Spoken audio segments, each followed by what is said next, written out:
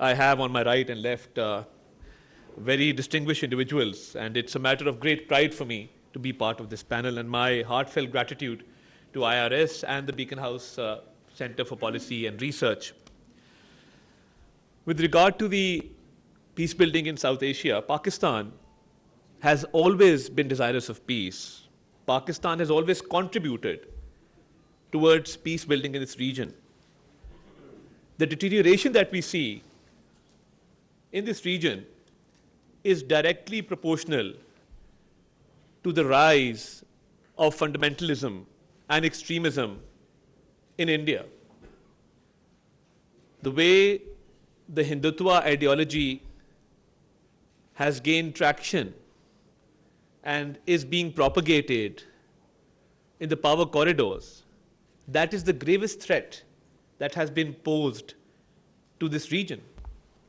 And as I said, Pakistan, being desirous of peace, has also proven that if an unprovoked, unjustified war is on, we have the capability, we have the potential to respond back effectively. And I think the deterrence that we have created in this region has contributed to maintaining peace. Otherwise, this false notion of rising India or shining India, which was being portrayed all over the world. And let me allow to say that India had assumed the position of a bully in this region. The way there has been a surge in terrorism in Pakistan over the past few years, we have credible evidence that this terrorism is not only foreign funded, but India has a big role to play in creating disruption and creating law and order situation in our provinces. When the Pahalgam incident happened, and on the narrative front, we were faced with a challenge. The biggest argument that we had in our favor was the fact that Pakistan is the biggest victim of terrorism. So how can a nation which is actually facing terrorism, and I often say, and whenever I was invited to appear on international media, my argument was always that name any other country which has laid down 90,000 lives in the war against terrorism. And Pakistan, in fact, is a shield or a wall between terrorists and the rest of the world. So when one Pakistani citizen lays down his or her life in this war against terrorism, yes, it is for the safety and security of Pakistan, but it is also to make the world a safer place. And I would take this beyond South Asia, because had it not been for the sacrifices that our armed forces, our civilians, our law enforcement agencies, our citizens, our children have made in this war, which is a Indian-funded terrorism that has been imposed upon us, then these terrorists would have been loitering the streets of major capitals of the world. So when baseless allegations were leveled against Pakistan, and it was alleged that Pakistan was responsible for the Pahalgam incident, so I think we made our point that how can a nation which is suffering even today at the hands of these terrorists sponsor such acts? And we are facing these incidents every other day. One incident happened in India, and they started leveling baseless allegations. I think it was a diplomatic masterstroke when the Prime Minister, speaking at Kakul, offered an investigation into the Pahalgam incident. And instead of responding to that demand of an impartial and fair investigation, India's war hysteria, India's warmongering actually increased. But I am very happy and proud that our allies and countries which had a say in this whole crisis stood by Pakistan for the reason that we played our diplomatic cards really well. And we saw that based on our narrative, questions were asked in India, and they continue to be asked. And I think Narendra Modi has never been on a weaker footing than he is now. Because the civil society in India, the media, the intelligentsia, the opposition members alike are all questioning his policies. That without going into an investigation into an incident, they resorted to aggression, killing innocent civilians in Pakistan.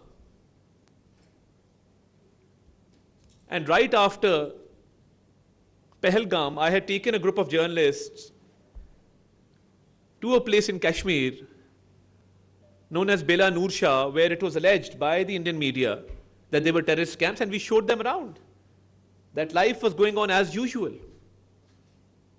And we had friends from international media actually showing what a peaceful place that is. And these allegations are absolutely baseless and fabricated.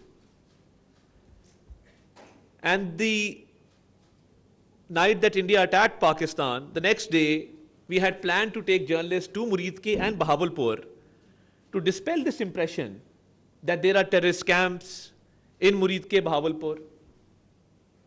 And the day we were supposed to travel, the night before, India resorted to these attacks.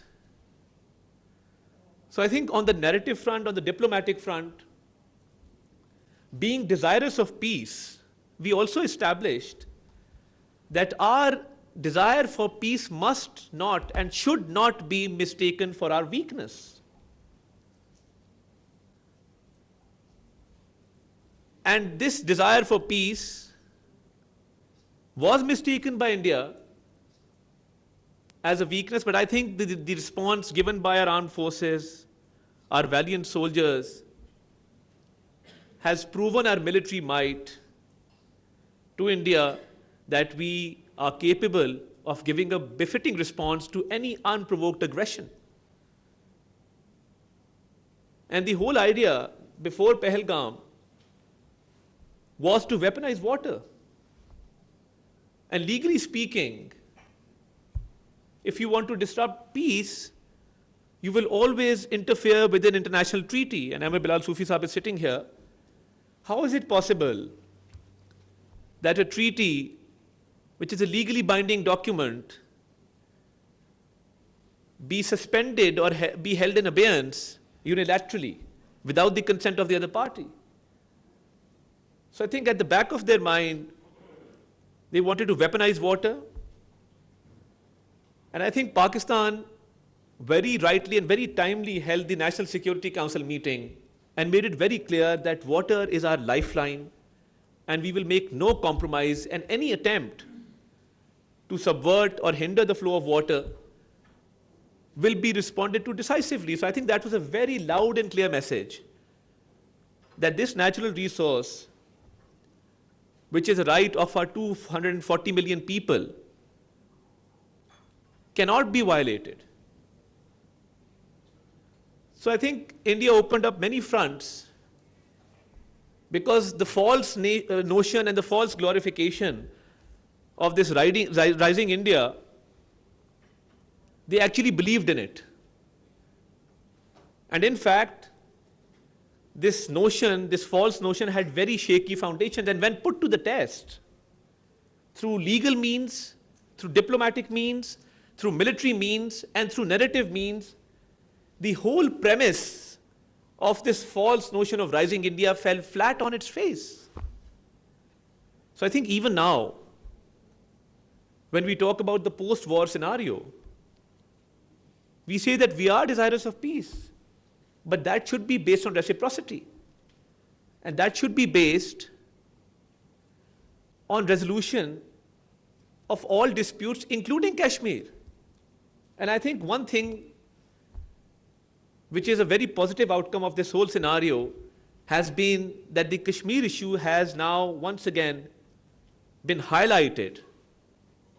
And you have seen at various occasions, President Donald Trump has directly mentioned the Kashmir dispute as a disputed area which needs resolution. And India cannot usurp the rights of the innocent Kashmiris. And there has to be respect for the UN resolutions, the UN Security Council resolutions in this regard. So I think for maintenance of peace in this region, Pakistan has always played its role. Pakistan will continue to play its role. And this recent escalation has proven to the world that we as a nation can not only respond to unprovoked aggression, but when it comes to diplomatic means, we have the skill, we have the capability of proving our point to the world. And points well taken. I was hearing speeches of honorable members of this panel. Yes, there is room for improvement. And I would request Ambassador Johar Salim, if a paper could be published right after the session in which you could give recommendations to the government, and I will be sure to pass this on to the Deputy Prime Minister, to the concerned divisions and ministries, so that this session can be productive and we can actually take something out of this and act upon those recommendations which are passed on to us by this esteemed panel. I'm very grateful for this opportunity, and I'm very grateful to the honorable member sitting here. And I assure you on behalf of the government of Pakistan that whatever recommendations are given by this panel, we will do our best to act upon them. And may peace always prevail in this region. And may Pakistan always prosper. Pakistan Zindabad. Thank you very much.